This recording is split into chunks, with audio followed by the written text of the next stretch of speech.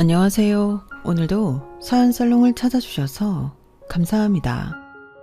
저는 결혼한 지 3년차 회계사로 일하고 있는 여성입니다. 사회로 나와 적지 않은 경험들을 하면서 사람을 첫인상으로만 판단한다는 게 얼마나 오만한 일인 줄 깨달았으면서도 가끔은 첫 만남부터 쎄한 기분이 드는 사람이 있더라고요. 사회생활이거나 개인적인 인간관계 속에서 그런 사람을 만났다면 최대한 피할 수 있는 데까진 피해본다거나 관계를 서서히 멀어지게 한다던가 어떤 방법을 썼을 거예요. 하지만 그런 사람을 곧 가족이 될 관계로 만난다는 생각은 해본 적이 없었어요. 그런데 그런 일이 실제로 일어나기도 하더군요. 불행 중 다행이라면 남편과 피로 이어진 가족들은 아니었다는 점이랄까요. 시댁에 인사간 첫날 처음 만남부터 쎄하다는 기분이 든 사람은 다름 아닌 형님이었어요. 겉모습만 봐도 저하고는 완전히 정반대인 사람이었죠. 나름대로 상견례라고 가진 것 중에 꽤 좋은 옷을 입었으면서도 일부러 차분하고 단정한 색상으로 갖춰 입은 저와는 달리 형님은 머리부터 발끝까지 명품 로고로 온통 도배를 하고 계셨어요. 단순히 명품만 두른다고 안 좋게 봤던 게 아니라 형님의 태도가 너무 기분 나쁘더라고요. 초면부터 얘는 뭐지? 하는 눈빛으로 위아래로 저를 훑어보는데 길을 꺾으려는 건지 유치하고 어이없게 느껴지더라고요. 그래도 처음이라 낯가린다고 그런 걸 제가 오해했을 수도 있으니 애써 기분 탓이지 싶어 인사를 했어요. 안녕하세요. 처음 뵙겠습니다. 아, 네. 그런데 돌아오는 대답이 퉁명스러운 단답이니 저도 사람인지라 살짝 짜증이 나더군요. 어차피 중요한 건 시부모님이지 형님은 아니니 그냥 모른 척 넘어가자 싶었죠. 우리 엄마 아빠가 사람 보는 눈이 까다로워서 걱정이네. 그래도 당신은 잘할 거야. 그러게 잘해야 하는데 남편이 처음 겁졌던 것과는 다르게 오히려 시부모님은 저를 반갑게 맞이해 주셨어요. 그래도 말씀이 많으신 편은 아닌지라 저와 남편이 대화를 이끌어가느라 조금 애를 먹었죠. 그런데 웬걸? 모른 척 하려던 형님은 말수가 많아도 너무 많더라고요. 시부모님이 워낙 말수가 적으시니 어쩔 수 없이 형님과 대화하는 꼴이 됐어요.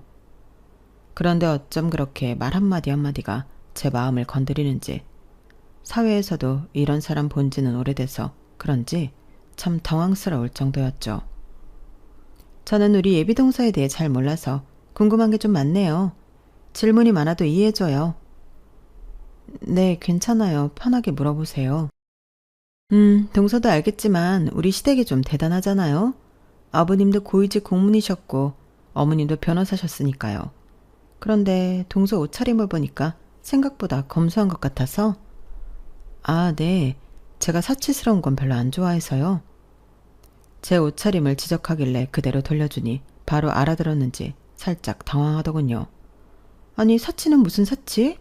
그냥 나는 옷차림이 무난하길래 무슨 직업인지 더 감이 안 와서 그런 건데.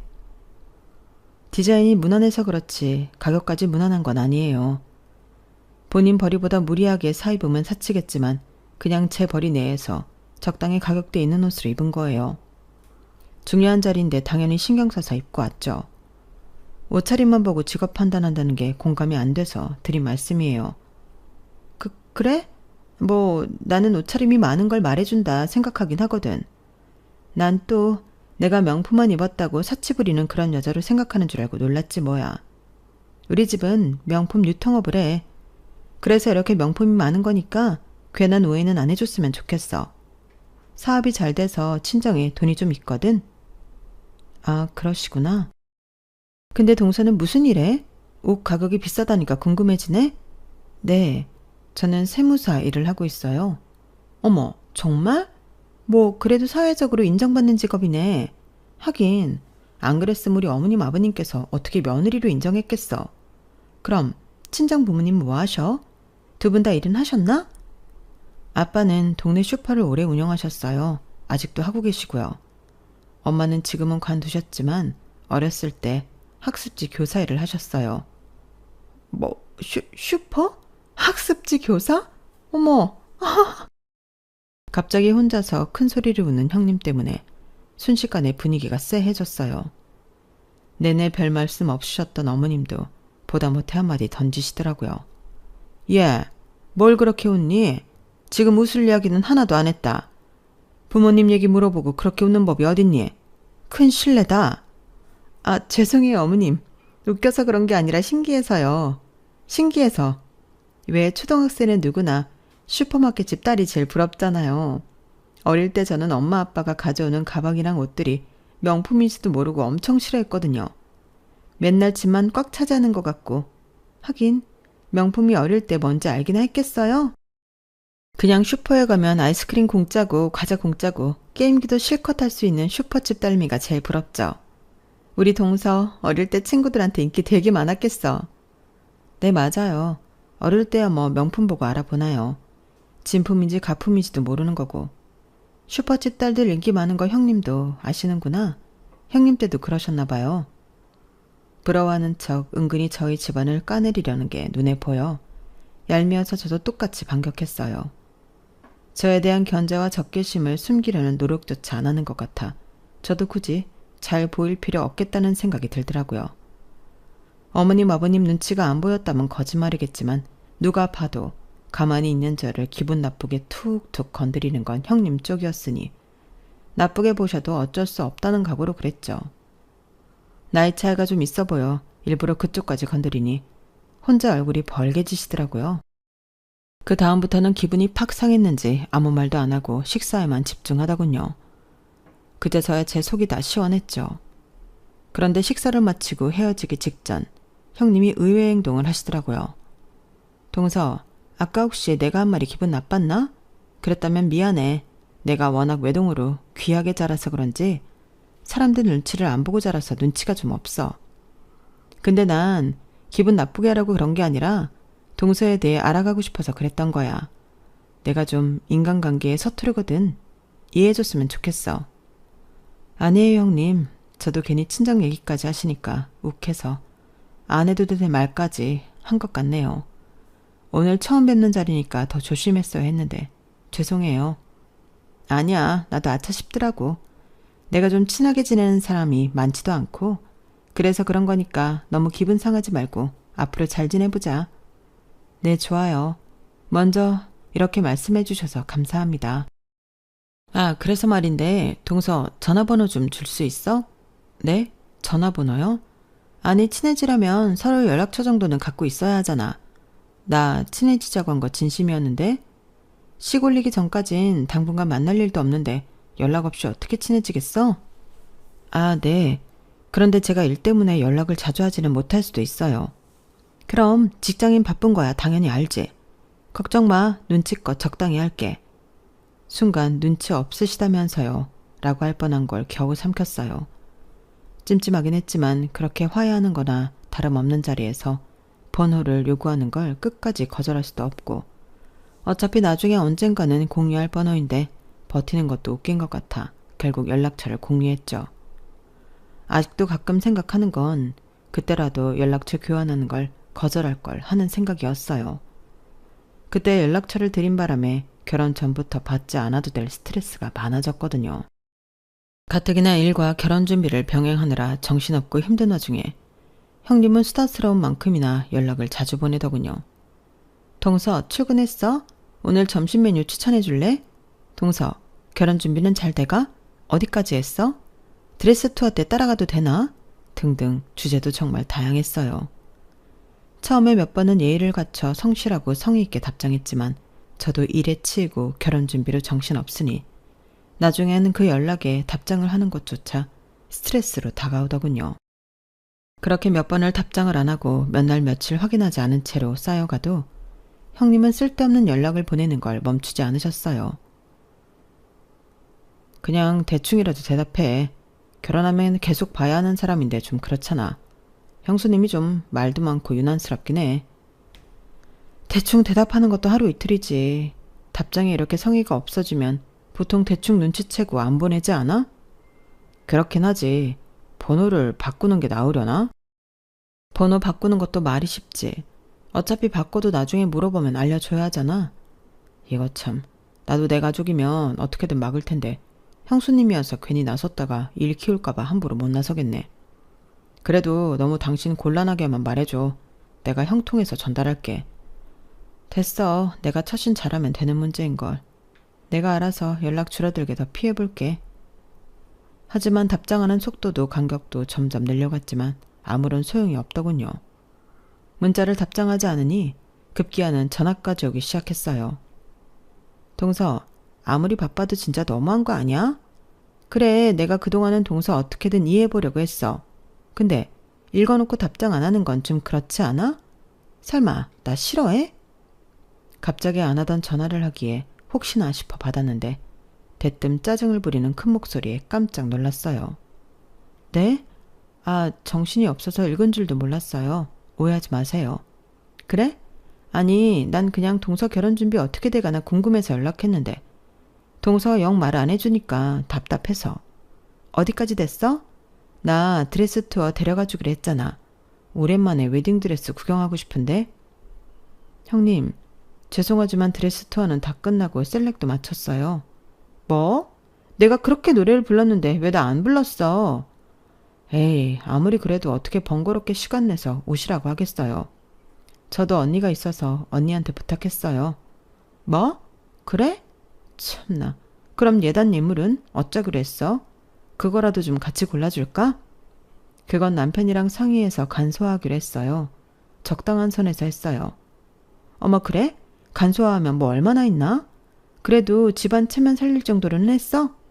동서도 같이 살다 보면 알겠지만 우리 어머님 아버님이 워낙 눈이 높으신 분들이라 간소화했다고 해도 적당한 수준이면 안 될 거야. 나도 어머님 아버님 마음에 들게 맞추려고 얼마나 돈을 많이 썼는지 몰라. 우리 집이야 경제적으로 여유가 있으니 그게 됐지만 동선에는 어떻게 했나? 괜찮아? 야근하고 일에 지쳐 집에 도착하자마자 전화 받느라 씻지도 못한 채였어요.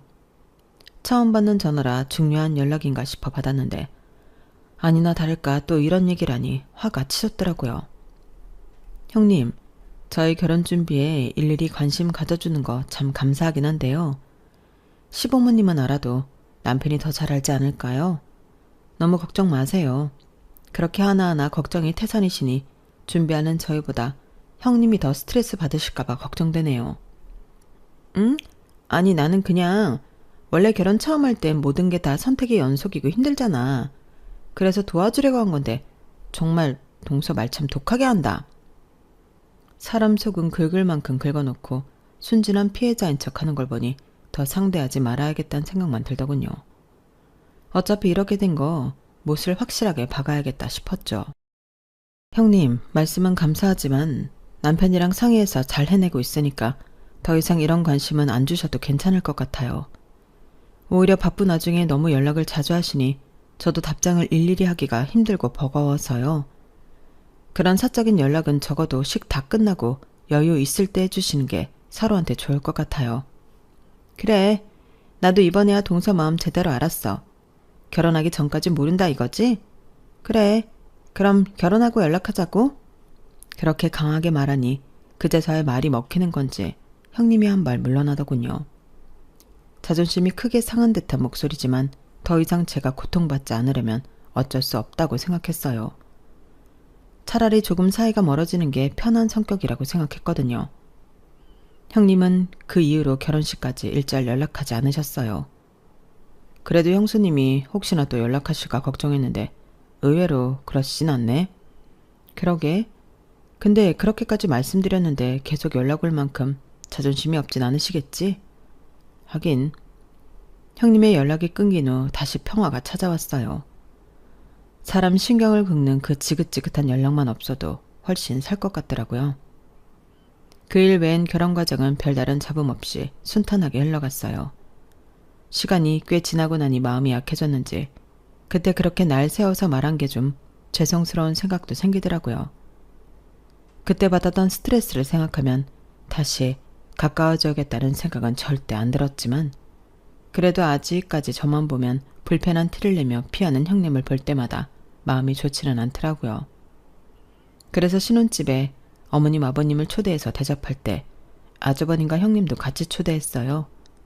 일부러 제가 직접 형님께 전화드려서 초대를 했어요. 어머, 동서가 웬일이야? 먼저 연락을 다 주고 사적으로 연락하는 거 엄청 싫어하잖아. 그때는 제가 너무 예민했어요, 형님. 다름 아니라 다음 주 주말에 어머님 아버님 모시고 집들이 하려고 하더거든요. 그때 형님이랑 아주버님도 오시면 좋을 것 같아서요. 그래? 그럼 가야지. 알겠어. 집들이 일주일 전쯤부터 남편과 상의해서 식재료들을 사고 손님들이 머무르기 편하게 집을 꾸몄죠. 집들이 당일날 음식을 준비하고 식탁을 예쁘게 세팅하고 있는데 시댁 식구들이 도착했어요. 오셨어요? 그래. 아유, 참 신혼집도 예쁘게 잘 해놨네. 보기 좋다. 정말요? 감사합니다, 어머님, 아버님. 오신다고 열심히 꾸몄는데 보람이 있네요. 무뚝뚝한 시부모님께서 아낌없이 칭찬을 해주셔서 분위기가 한참 좋을 때였어요. 대뜸 형님이 찬물을 끼얹더군요. 아, 어머님도 참. 저런 인테리어 소품은 딱 봐도 요즘 유행하는 중저가 브랜드 할인 코너에서 파는 느낌이잖아요. 이런 거 몇 개 빼고는 거의 거기서 기본형으로 맞춘 것 같은데? 맞지, 동서? 내가 가구를 좀 볼 줄 알거든. 그런 것도 있고 수입 가구도 있어요. 한두 개만 그렇게 보고 판단하시는 거 보니까 그렇게 가구 볼 줄 아시는 건 아닌 것 같은데요. 참, 잘 지내보자고 초대한 집들이라 잘해드리고 싶었는데 오자마자 시비를 거니 안 받아칠 수가 없겠더라고요. 형님 역시 제가 이렇게 나올 줄은 몰랐는지 얼굴을 붉히셨어요. 그래? 하긴 뭐 요즘은 카피폼이 너무 많으니까 구분하기가 좀 어렵긴 하네. 근데 이왕 가구 맞추는 거 다 수입으로 하지 그랬어. 이런 가성비 브랜드는 오래 쓰지도 못하고 금방 망가져버려. 우리 결혼할 때 친정에서 가구는 다 수입 가구로 맞춰줘서 아직까지도 너무 튼튼하게 오래 쓰고 있거든. 아, 혹시 동선의 친정에서는 그렇게까지 다 맞춰줄 형편은 안 돼서 그러셨나? 해달라고 하면 무리해서라도 해주셨겠죠. 그런데 굳이 그러고 싶지 않았네요. 저랑 남편 힘만으로도 충분히 잘 살 수 있는데 결혼도 한마당에 친정이 못하러 그렇게 손을 벌려요. 시댁한테도 마찬가지고요. 글쎄, 동서도 여유 있는 집에서 컸으면 그런 생각 못할 텐데 능력도 능력인데 친정에서 받을 수 있는 지원은 그거랑 또 별개거든.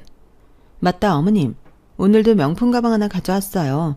어머님한테 너무 잘 어울릴 것 같은 예쁜 가방이더라고요. 루이비통 거예요. 형님이 갑자기 쇼핑백을 가져와 어머니께 열어보라고 권유하더라고요.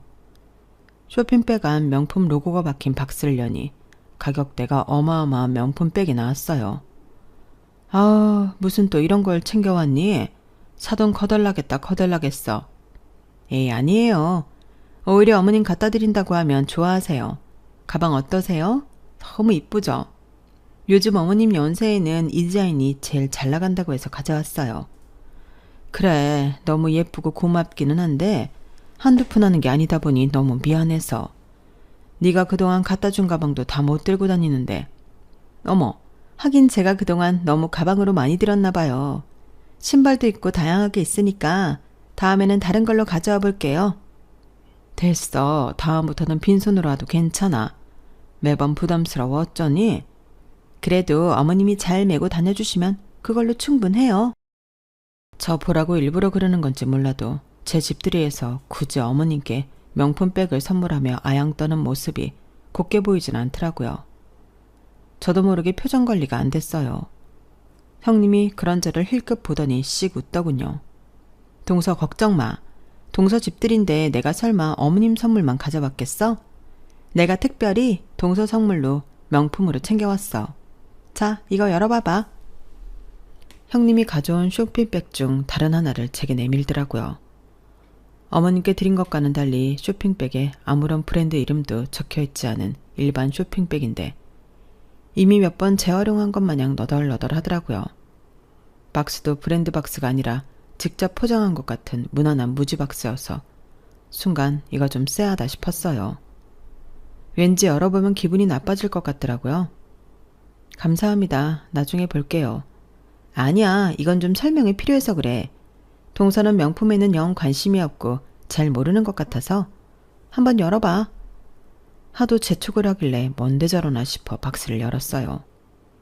아니나 다를까 속에도 엉성한 포장에 대충 구깃구깃 접혀있는 스카프가 있더군요.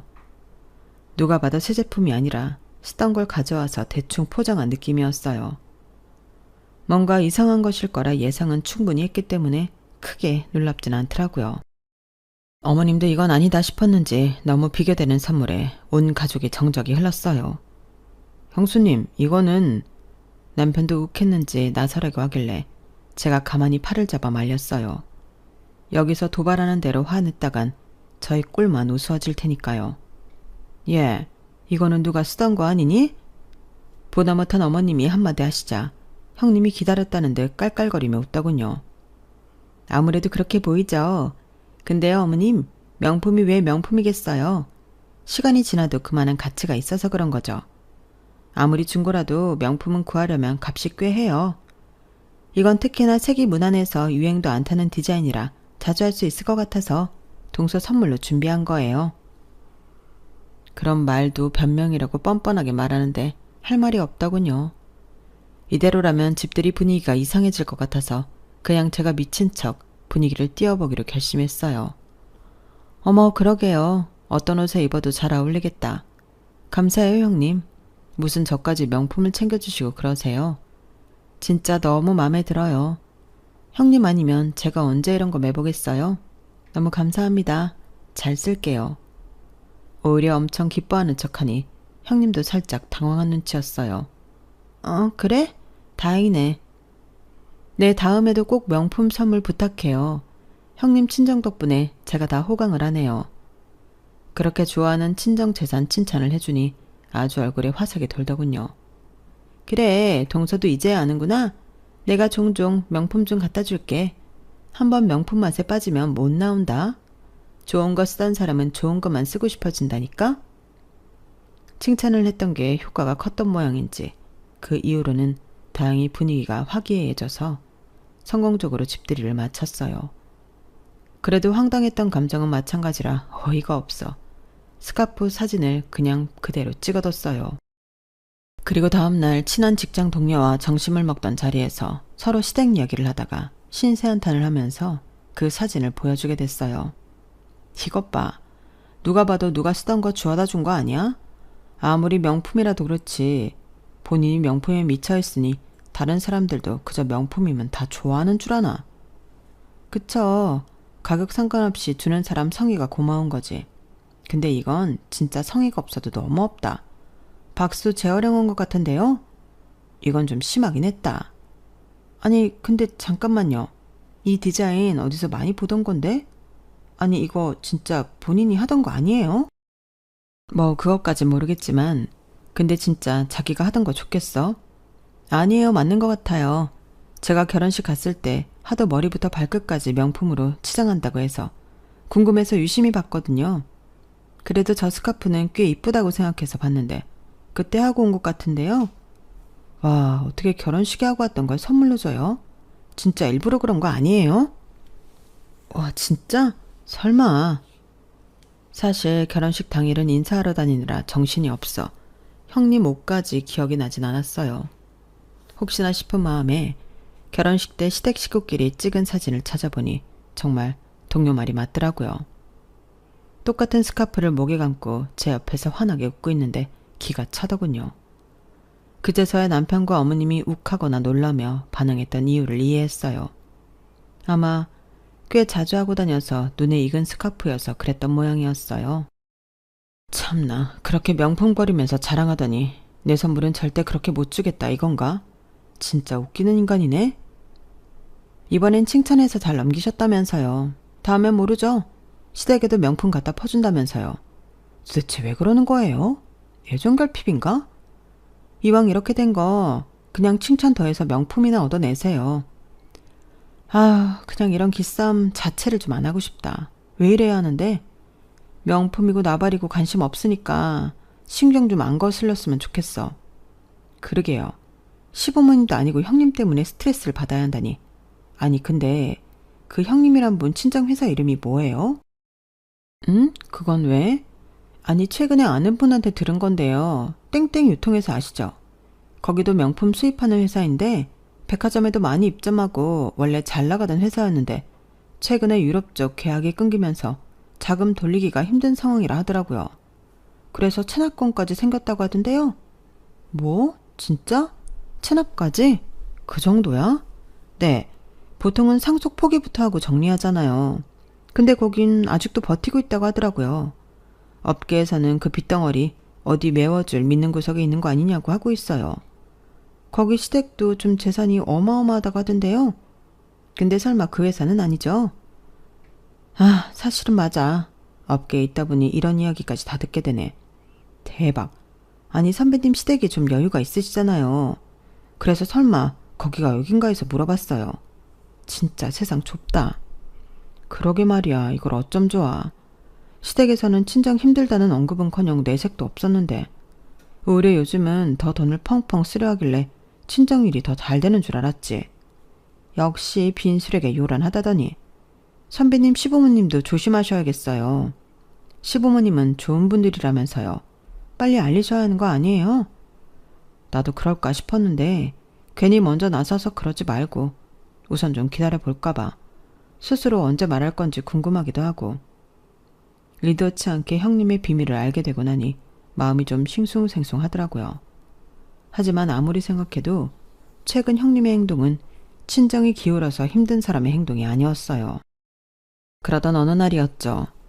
아버님 생신을 맞아 다 같이 일본 여행을 다녀오기로 했어요. 가까운 나라이니 자유여행으로 가기로 해서 웬만한 일정은 남편과 제가 머리를 굴려 시부모님이 좋아하실 만한 합리적인 코스로 짰죠.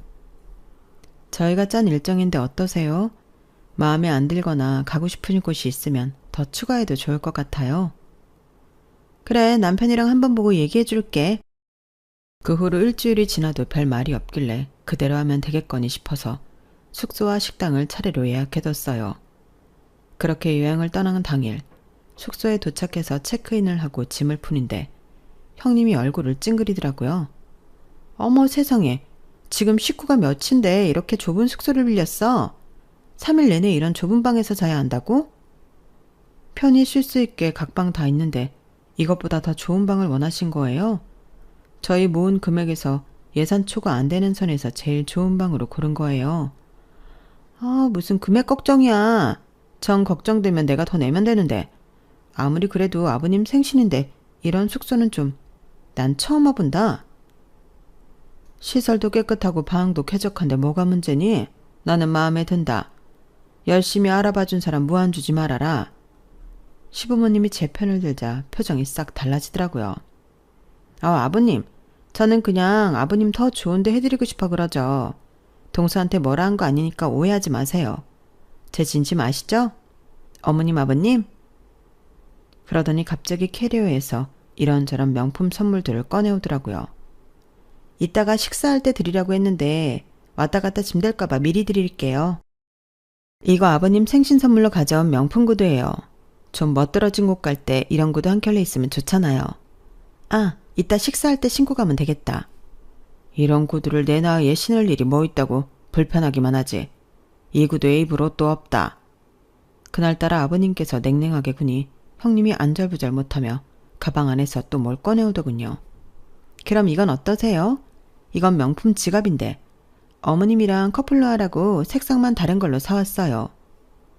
이런데 돈 좀 그만 쓰라고 하지 않았니? 아우, 돈은 쓰기는 뭘 써요.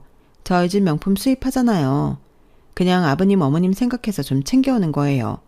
두 분 수준이 있으신데 이 정도 명품은 쓰셔야죠. 형님이 호들갑을 떠는 내내 어머님과 아버님 표정이 묘하게 안 좋으시더라고요.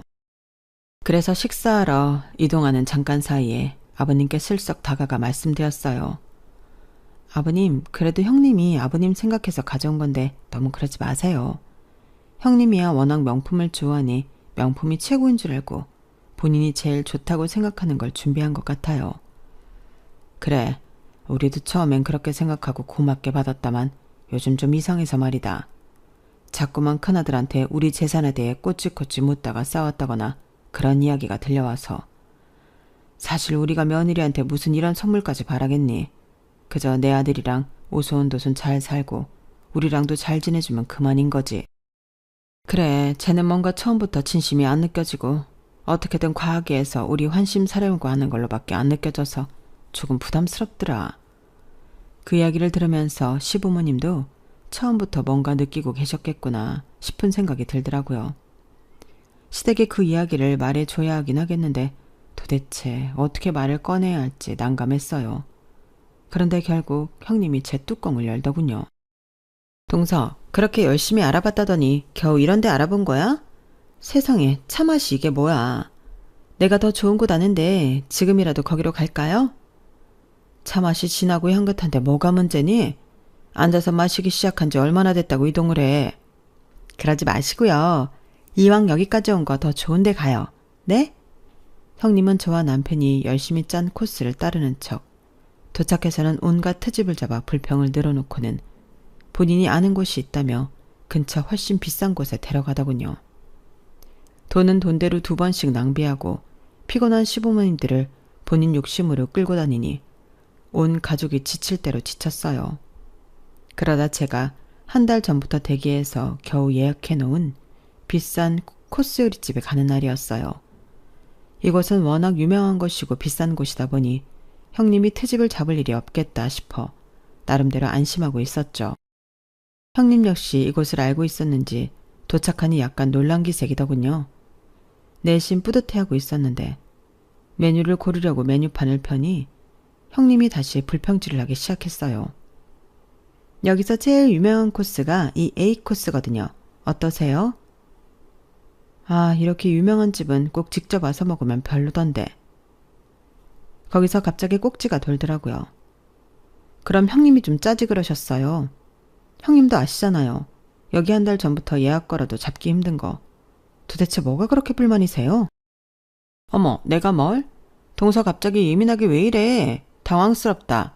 여기 온 게 별로라는 게 아니라 동서가 굳이 여기서 또 제일 가성비 따진 코스 찾는 것 같아서 보기가 좀 그래서 그래. 누가 슈퍼집 딸 아니랄까봐 너무 가격만 따지니까 보기가 좀. 네, 그러는 형님은 부잣집 딸이라 비싼 거 아니면 성에 안 차신다 이거죠. 그래요. 그럼 형님 눈에 차는 걸로 고르세요. 뭐 얼마나 대단한 거 드시나 보게. 제가 시부모님 모시려고 여행 왔지 형님 입맛 맞추려고 여행 온 건 아닌데 가시는 곳마다 불평을 하시니 어떤 거 고르시나 구경이나 해보죠. 시부모님 앞이라 정말 안 싸우려고 했는데 그땐 단단히 노이로제에 걸려 어쩔 수 없었어요. 시부모님도 제 말에 동의를 하는지 딱히 저를 말리진 않으셨어요. 형님은 제일 비싼 코스를 시켰어요. 평소대로라면 절대 먹을 일 없는 초호화 코스였죠. 그래, 될 대로 되라는 심정으로 배가 터져라 먹었어요. 그리고 나서 계산을 하는 시간에 형님이 뒤로 쓱 빠지더군요. 형님, 뭐 하세요? 형님이 고른 메뉴인데. 형님이 결제하셔야죠. 이때까지 계속 그러셨잖아요. 뭐? 내가 여기 와서 그동안 쓴 돈이 얼만데 이것까지 내가 내? 동서가 저렴한 데 데리고 다녀서 내가 다시 비싼 데 가서 다 샀잖아. 그래서 이것도 형님이 내려는 생각으로 시킨 줄 알았는데요. 전 이 코스 시킬 생각은 없었으니 형님이 내시죠. 뭐라고? 동서는 아무리 없이 자랐다지만 왜 이렇게 돈을 안 쓰려고 해? 이번엔 돈선의 친정 돈도 좀 쓰자. 또다시 친정을 건드리니 정말 뚜껑이 열리더군요. 그래서 결국 형님의 비밀을 폭로해버렸어요. 하긴 형님의 회사도 지금 자금맞게 실패해서 체납까지 가셨다면서요. 업계에 있으니 안 들으려고 해도 소문이 들리네요. 근데 상속 포기는 왜 안 하세요? 듣자 하니 대신 갚아줄 믿는 구석이 있는 것 같다던데 설마 그게 우리 시부모님은 아니겠죠? 뭐라고? 동서 지금 뭐 하는 짓이야? 아니 불안하잖아요. 그렇게 친정 휘청거리는데 이상하게 자꾸 명품만 잔뜩 가져와서 어머님 아버님 헌심 사려고 하는 게요. 명품 쏟아 부으면 시부모님이 재산 한 푼이라도 더 주실까봐 그러세요? 여보, 이게 무슨 소리야? 체납이라니. 장인어른 회사가 그렇게 힘들다고? 나한테는 한마디도 없었잖아. 여보, 그게 이야기하자면 좀 길어서. 제가 쏘아올린 공은 결국 아주버님과 형님의 일로 번졌어요. 아주버님도 이 일에 관해 아예 모르셨는지 서슬이 펄해지셨고 시부모님께서도 적잖이 충격을 받으셨죠. 아버님, 어머님, 생신으로 온 여행인데 제가 홧김에 망쳐버린 것 같아요. 죄송해요. 아니다. 너 아니었으면 저런 일이 있었는지 어떻게 알았겠니?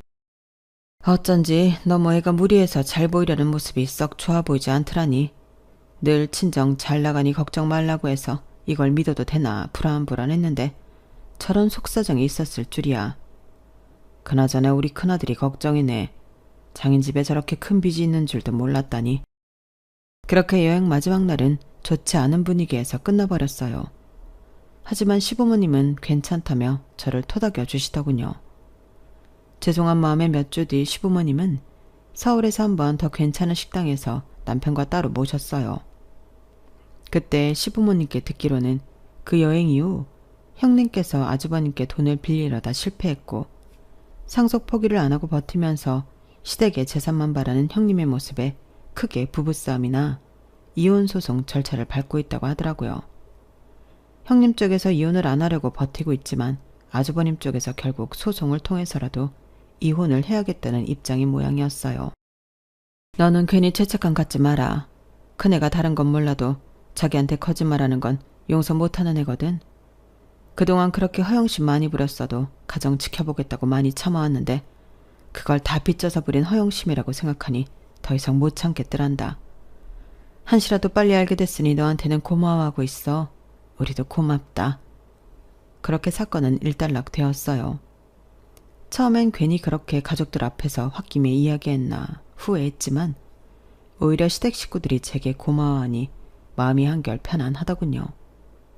의도했던 건 아니지만 아주버님이 형님과 이혼을 결심하시는 바람에 시댁에 올 때마다 전과는 달리 불쾌한 일이 줄어들었어요. 오히려 명절마다 분위기는 훨씬 좋아졌어요. 우리도 큰애만 잘 지냈으면 됐다 하고 많이 참아 넘겼는데 우리 집안이랑 맞는 애는 아닌 것 같더라. 차라리 잘 된 거지. 지금은 아주버님도 이혼 정리가 잘 되어 나름대로 잘 지내고 계세요.